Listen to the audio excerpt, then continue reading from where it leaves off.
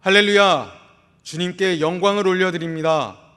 이제 오순절 후 7번째 주일 예배를 살아계신 하나님께 올려드리겠습니다.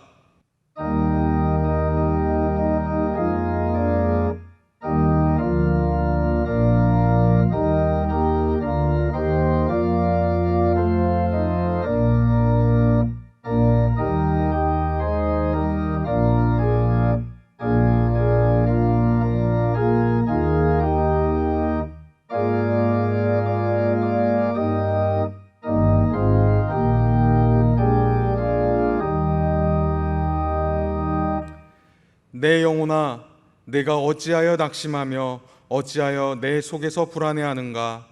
너는 하나님께 소망을 두라. 그가 나타나 도우심으로 말미암아 내 하나님을 여전히 찬송하리로다. 아멘. 할렐루야! 우리의 힘이 되시며 반석과 요새가 되시는 하나님을 찬송합니다.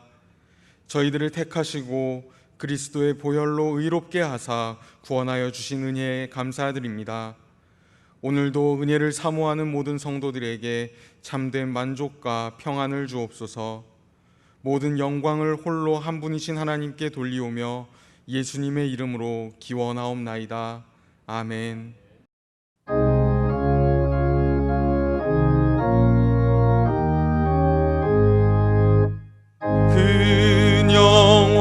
근영화로신 주 이곳에 오셔서 이 모인 자들로 주 백성 삼으사 그 중에 항상 계시고 그 중에 항상 계시고 그 영광 나타내소서.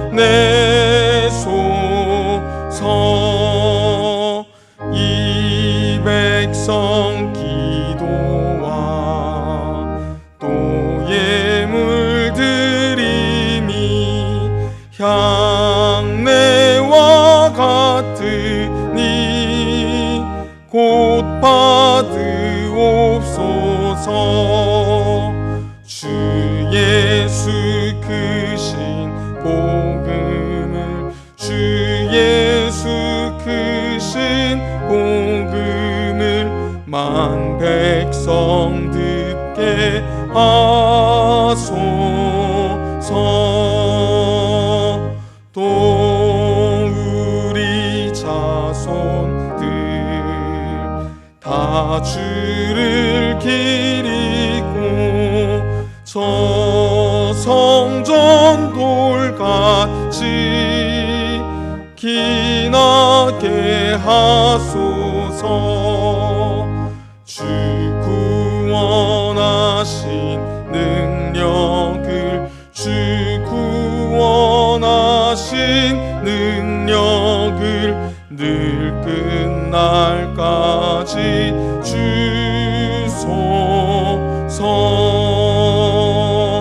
주 믿는 만민이 참 진리 지키며 옛 성도들 같이 주 찬송하다가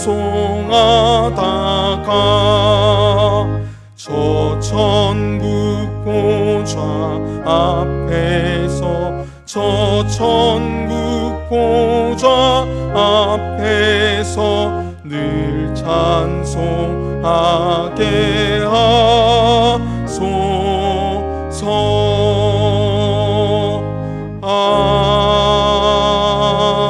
아멘.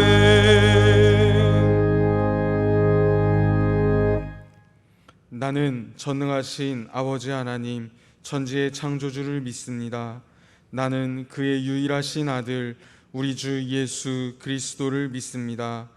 그는 성령으로 잉태되어 동정녀 마리아에게서 나시고 본디오 빌라도에게 고난을 받아 십자가에 못 박혀 죽으시고 장사된 지 사흘 만에 죽은 자 가운데서 다시 살아나셨으며 하늘에 오르시어 전능하신 아버지 하나님 우편에 앉아 계시다가 거기로부터 살아있는 자와 죽은 자를 심판하러 오십니다.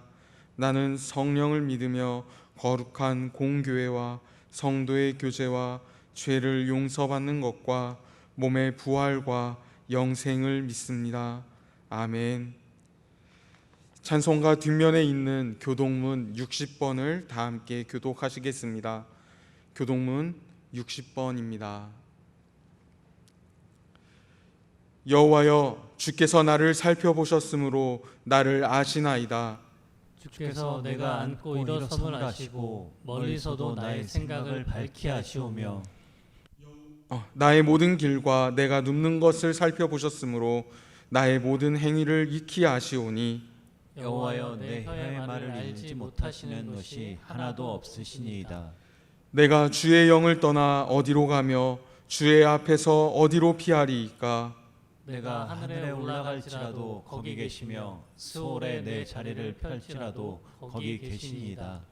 내가 새벽 날개를 치며 바다 끝에 가서 거주할지라도 거기서도 주의 손이 나를 인도하시며 주의 오른손이 나를 붙드시리이다. 하나님이여, 나를 살피사 내 마음을 아시며 나를 시험하사 내 뜻을 아옵소서. 내게 무슨 악한 행위가 있나 보시고 나를 영원한 길로 인도하소서. 아멘.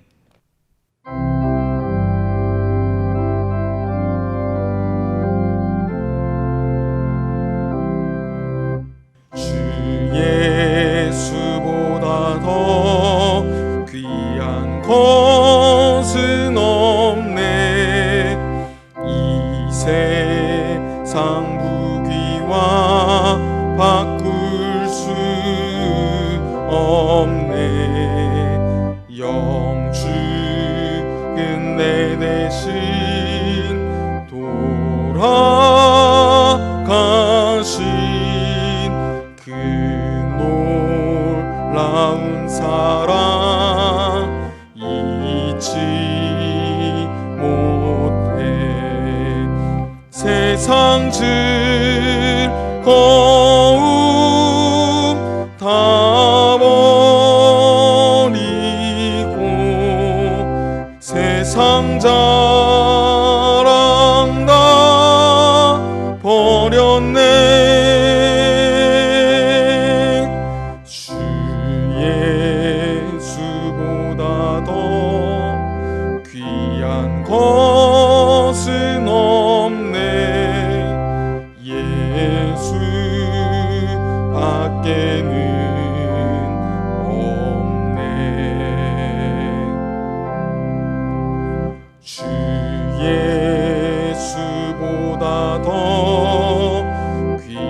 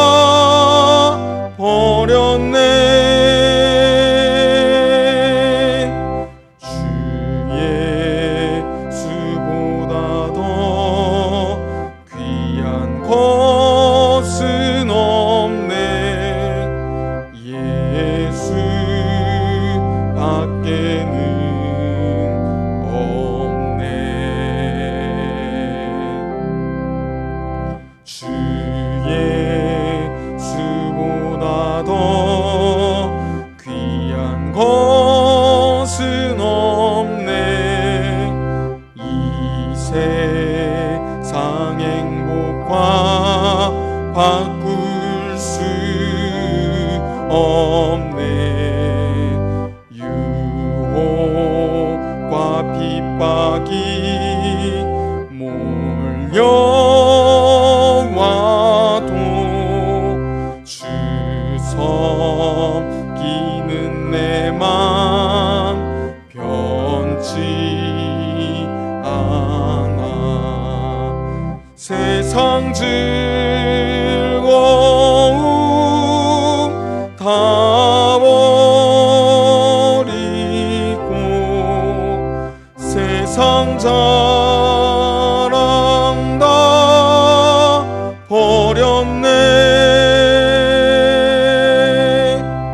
주 예수보다 더 귀한 것은 없네. 예수 밖에는 없네.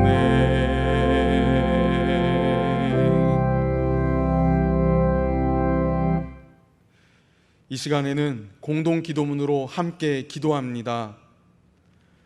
구원을 베푸시는 전능자 하나님 아버지, 택하신 자녀로 말미암아 기쁨을 이기지 못하시는 은혜를 생각할 때마다 감사와 존귀와 찬양을 올려드립니다. 오늘도 주님 부활하신 주일을 맞아 예배로 주님께 영광을 돌리기 위해 온 매무새를 여미고 섰습니다.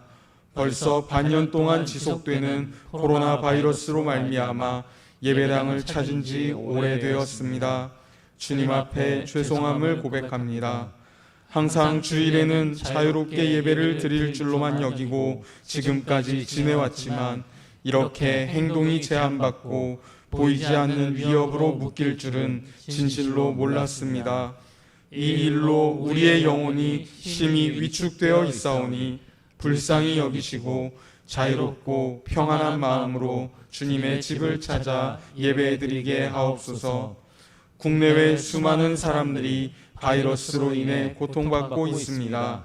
빠른 시일 내에 바이러스가 모두 소멸될 수 있게 하시고 감염되어 고통 중에 있는 형제 자매들을 치유하시고 섬기는 의료진과 방역진들을 보호하여 주옵소서. 우리가 살아가는 세상은 어려움이 많고 예측하지 못하는 일들도 많지만 믿음의 확신과 성령의 인도로 말미암아 만 가지 고통을 능히 극복하는 삶을 살게 하옵소서. 성도들의 가정과 직장과 사업장과 자녀들의 학업 현장과 앞날을 주님의 장중에 맡기오니 친히 말씀으로 이끌어 주시고 선한 손길로 인도하여 주옵소서. 주님의 몸된 교회가 이 어지러운 시대에 소망과 빛이 되게 하시고 십자가의 공로로 구원받는 진리를 기탄 없이 드러내게 하옵소서.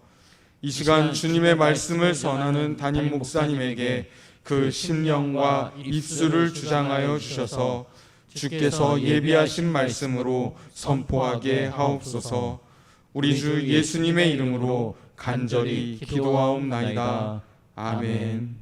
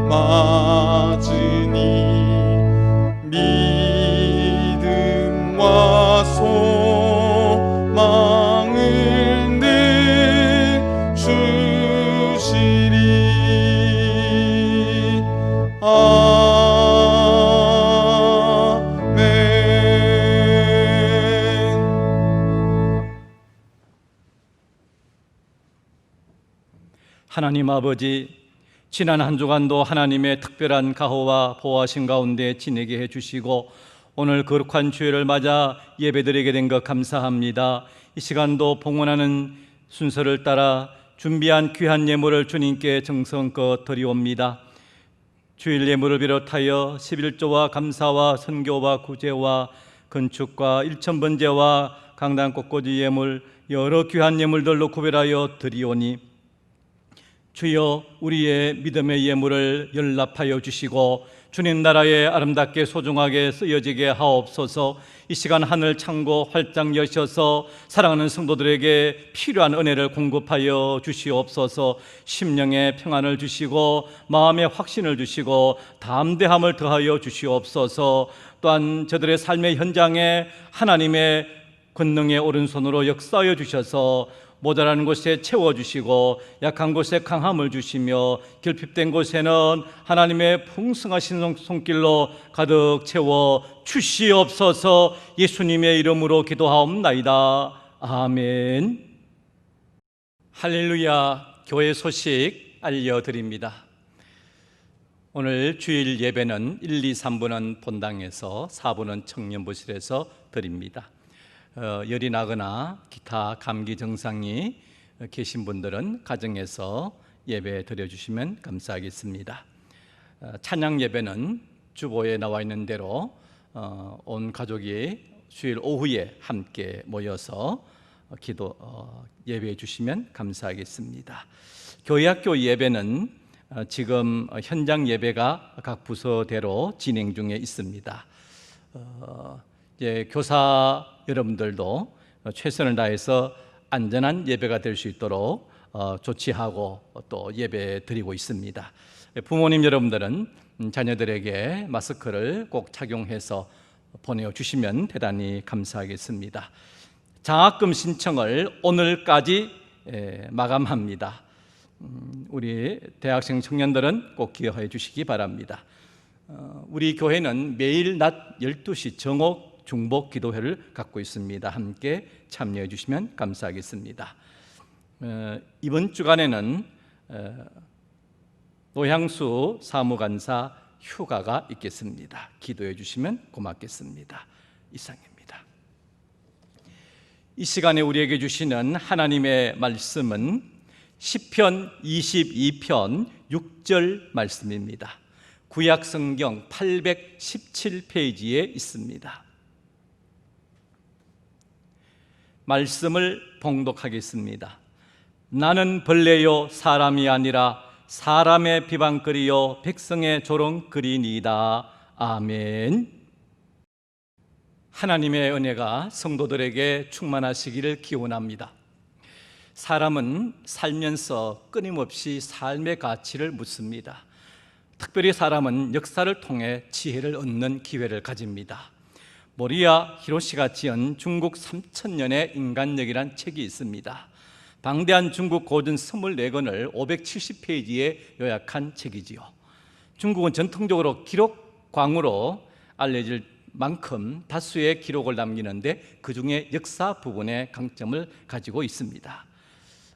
그 중에 내용이 이런 한 대목이 있습니다. 삼국시대 때 오나라의 손권에게는 부하 여몽이 있었습니다. 이 여몽은 싸움을 매우 잘하여서 장군의 자리에 올랐지만은 어릴 때에 집이 몹시 가난해서 공부를 못하였고 그래서 학문과 교양이 늘 부족했습니다. 그래서 손권이 이제 자네 좀 책 읽게 이렇게 권했습니다. 그때 여몽 장군이 하는 말이 아닙니다. 저는 군무가 바빠서 책 읽을 시간이 없습니다. 그렇게 말하고 겸연쩍어서 자리를 떼려고 하니까 손권이 다시 하는 말이 자네들어 학자가 되라는 말이 아닐세. 역사 공부를 좀 하라는 것일세. 바쁜 걸로 치면은 내가 더하네. 나는 어렸을 때부터 책을 가까이 하고 지내왔네.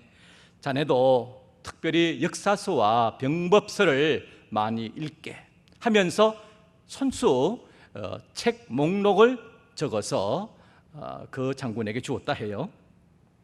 이후에 여몽 장군이 그 손권 왕의 권면을 잘 받아들여서 어느 학자 못지않을 만큼 책을 많이 읽고 무장으로 있다가 이후에는 지혜로운 지장으로 그 활동을 하게 되었다라고 합니다. 선천적인 천재는 타고나는 것이지만은 노력을 해서 이루는 후천적 천재는 사람들이 마땅히 존중해 주어야 할 것입니다. 성경은 인류 역사상 가장 많이 번역되고 읽히고 또 인쇄된 책이라 할 수 있습니다. 성경 안에는 만물의 시작과 역사가 있고 인류가 걸어온 족적들이 있습니다. 그 성경이 130여 년 전에 우리나라에 처음 들어왔습니다. 성경을 열면은 창조자가 나타나 있고 사람의 시작을 알려주고 유한자가 영혼에 이르는 길을 안내받게 됩니다. 사람은 인생길을 걸으면서 늘 사람의 존재가 무엇인가를 묻습니다. 그럴 때에 그 지혜를 알고 그 답을 들을 수 있다라면은 얼마나 시원하고 만족스럽겠습니까? 어떤 한 한국 사람이 미국 이민 갔습니다. 처음에는 적응도 어렵고 하던 사업도 시원치가 않고 잠 못 이루는 밤이 많아졌습니다. 어느 날 그날도 뒤척거리다가 새벽에 잠이 깨서 문득 그런 생각이 들었습니다. 이 시간에 교회에서는 무슨 새벽 기도회로 모인다던데 거기 한번 가볼까 해서 어렵사리 처음으로 새벽 기도에 나오게 되었고 본당의 최고 뒷자리에 조용히 앉아 있었습니다. 마침 그때 부른 찬송이 웬 말인가 날 위하여 주 돌아가셨나 이 벌레 같은 날 위해 큰 해 받으셨나 그 찬송이었습니다. 난생 교회에 처음 와서 처음 들어보는 소리였습니다. 뭐 내가 벌레 같다고 뭐 이딴 종교가 다 있어 이런 생각이 들었습니다. 그런데 그것이 그 사람에게 자꾸 자신을 생각하는 시간을 갖게 되었고 나중에는 예수님을 만나게 되고 신실한 하나님의 자녀가 되었다라고 합니다. 우리는 복음을 받아들이기 위해서는 복음과 맞서는 용기가 필요합니다. 하나님 앞에 적나라해지고 하나님을 직진으로 만나는 순간 그분과 하나가 되고 친밀해지는 관계를 가지게 됩니다. 자연인이 하나님의 자녀로 되어가는 과정에서 우리는 청년 사울을 한번 생각하게 됩니다.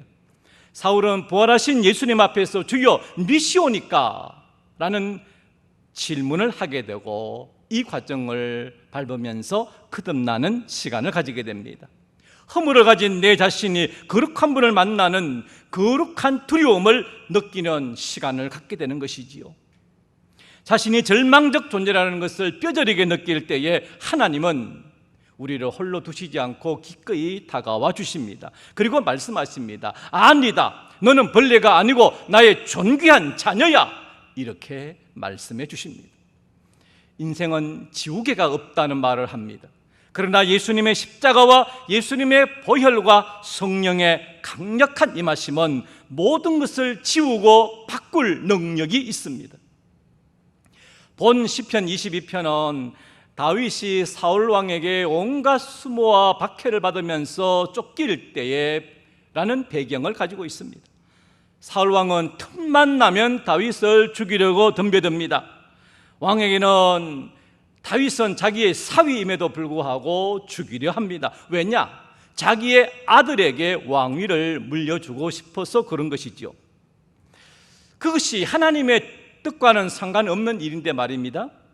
본래 라이벌은 서로 선의를 가지고 또 지혜롭게 경쟁하면은 둘 다 윈윈 할 수 있습니다. 그러나 아쉽게도 사울은 그렇게 하지를 못합니다. 다윗의 입장에서는 장인이 자기를 죽이려고 덤벼드니 피할 데가 없고 체면이 서지 않고 정말 곤란합니다. 앞날이 캄캄하고 아무리 피난 가고 도망 다녀도 이제는 갈 데가 없을 정도가 되었습니다. 언제 이 고난이 끝날는지 기약을 할 수가 없었습니다. 이때는 다윗이 자신이 벌레같이 취급당하고 있다라는 느낌을 갖게 됩니다. 나는 벌레요 사람이 아니라 사람의 비방거리요 백성의 조롱거리니이다 이런 것이죠. 다윗이 얼마나 의지할 데가 없으면은 이런 한탄적 고백이 나올까요? 여기서 다윗이 자신이 벌레라고 하는 것은 자신의 극단적인 무력 무력함과 하찮은 존재다라는 뜻을 가지겠지요. 욥기 25장 6절에서는 구더기 같은 사람, 벌레 같은 인생이라 이렇게 부릅니다. 다윗은 사람에게서 극심한 모욕과 멸시를 받아서 인간 이하의 취급을 받고 있습니다.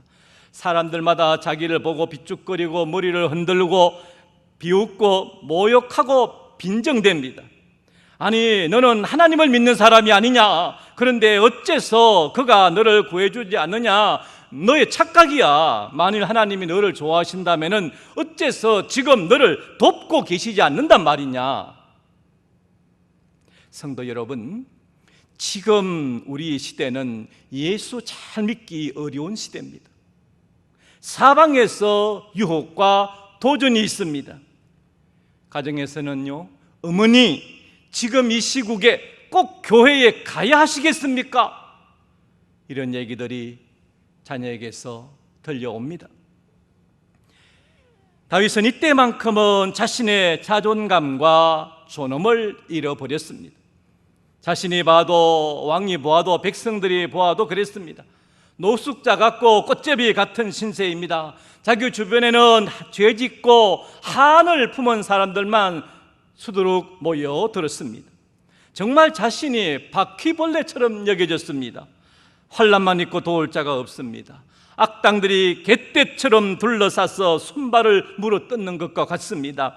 뼈는 모두 바스러지는 것 같고 마음은 양초같이 녹아내리고 죽음의 먼지 속에 자신이 풍덩 빠진 듯합니다. 다윗은 이 지경에서 간절히 하나님께 기도합니다. 피를 토한 듯한 절규를 하나님 앞에 드리게 되는 것이죠. 여호와여, 어찌 나를 버리시나이까? 어찌 나를 돕지 아니하시고 듣지 아니하시나이까? 나를 멀리하지 마소서. 나의 힘이 되시는 하나님이여, 속히 와서 나를 도우소서. 들소에 뿌려서 구하소서. 그러면 제가 주님을 찬양하겠습니다. 옛날에 어떤 사람이 지혜자에게 찾아가서 사람이 무엇입니까? 하고 물어보았더니 그가 대답을 한자로 사람인 자 4개를 써 보여주더랍니다. 무슨 뜻입니까? 라고 물었더니 하는 말이 사람이면 다 사람인가? 사람다워야 사람이지 그랬답니다. 흔히 사람을 만물의 영장이라 합니다. 모든 생물 가운데 가장 으뜸이란 뜻이 있고 리더십이 있고 존엄한 존재라는 것이겠지요. 그런데 이사야 예언자는 버러지 같은 너 야고바 이렇게 표현한 적도 있습니다. 벌레를 생각해 볼까요? 일단 몇몇의 곤충학자들은 또 특별히 곤충을 좋아하는 사람들은 소수겠지만은 곤충을 벌레를 좋아하겠지요. 그러나 대부분의 사람들은 벌레를 보면 놀라고 싫어합니다. 벌레 중에 예쁘다는 벌레가 별로 없는 것 같습니다. 우리의 선입관일 수도 있겠지만은 대부분 털이 많고 발이 많고 기어다니고 냄새나고 초하고 징그럽게 이렇게 생겼습니다. 요즘 산길을 걷다 보면 땅바닥에 송충이 같은 털 달린 것이 구물구물 기어다니는 것이 참 많이 보입니다. 지난 겨울이 너무 따뜻해서 그래서 올해는 더 번성했다라고 해요. 어떤 사람은 무슨 벌레가 가장 무섭냐 하니까 사람마다 차이가 있겠지만은 바퀴벌레가 그렇게 무섭다라고 하는 사람도 있었어요. 벌레는 창조주가 원래 그런 모양으로 지으셨기 때문에 벌레가 자신을 생각하면서 나는 새처럼 날지 못한다고 한탄하지도 않고 황소 같은 힘이 없다고 불평하지도 않고 그렇게 자신에게 주어진 대로 살아갑니다. 그런데 사람이 사람답지 못하고 한낱 벌레만도 못하다는 말을 듣거나 그렇게 취급받는다면 얼마나 그 사람에게 모욕적인 일이 되겠습니까? 생각해 보십시오. 다윗은 자신이 벌레와 같다라고 합니다. 자신이 사울 왕과 사람들에게 그렇게 취급을 받기 때문입니다.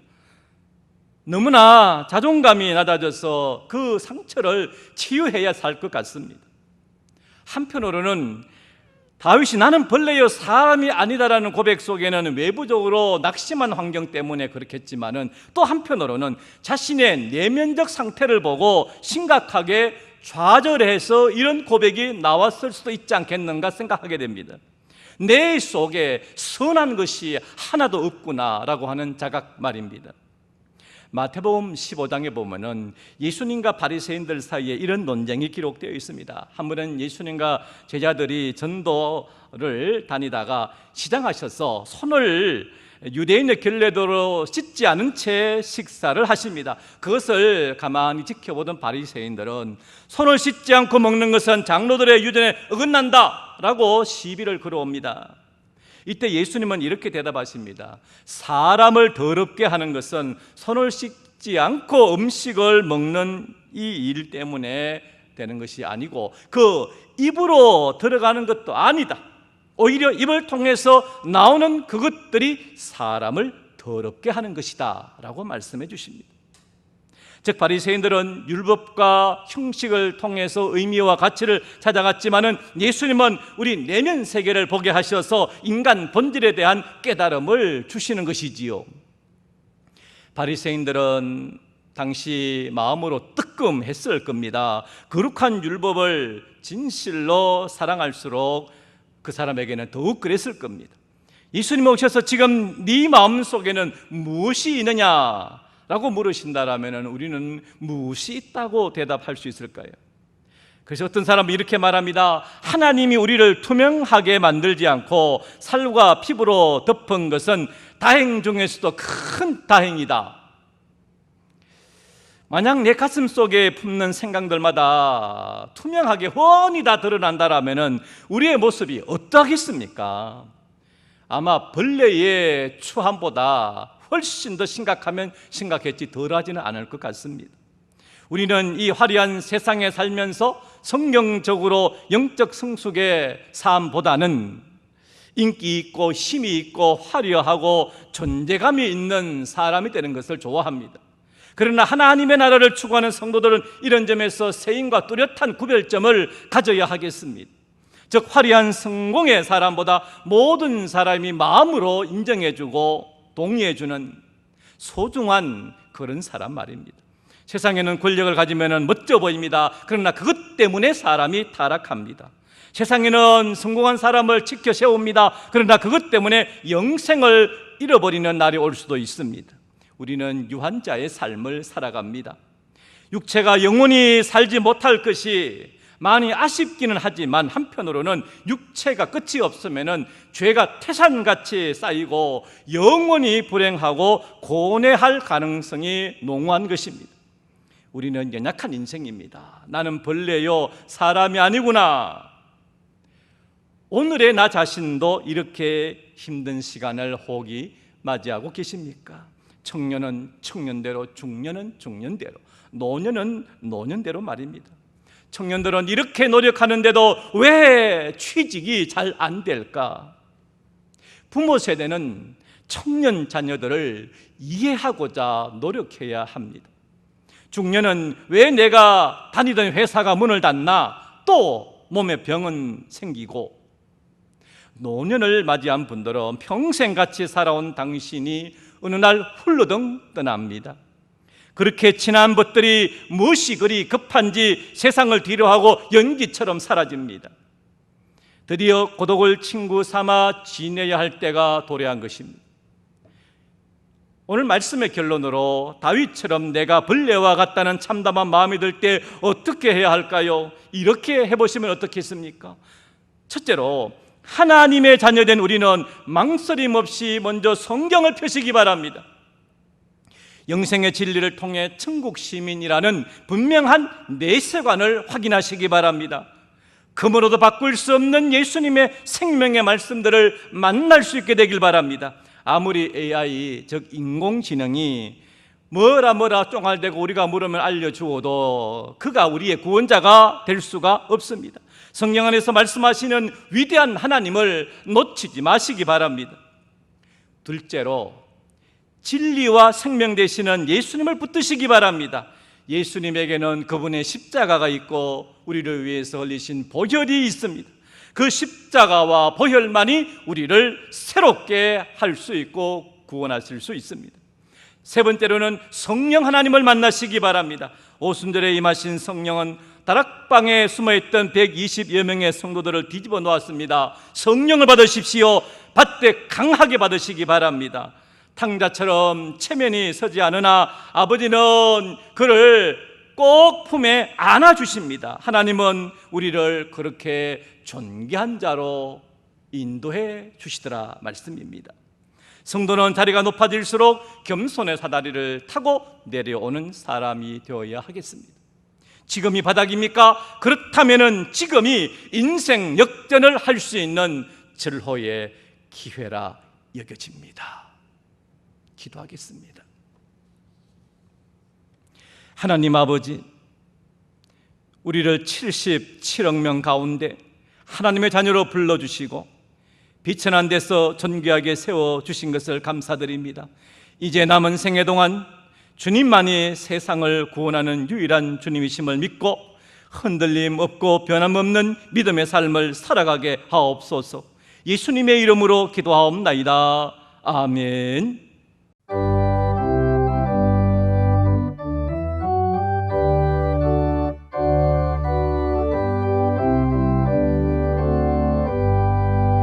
흑암에 사는 백성들을 보라. 수많은 신령 멸망하겠네. 그 누가 갈까? 주의 복음 들고 생명을 구원하는 곳으로. 큰 권세 주께 있으니, 큰 권세 주께 있으니, 너는 가서 주의 복음 전하라. 주가 너 항상 지키리라.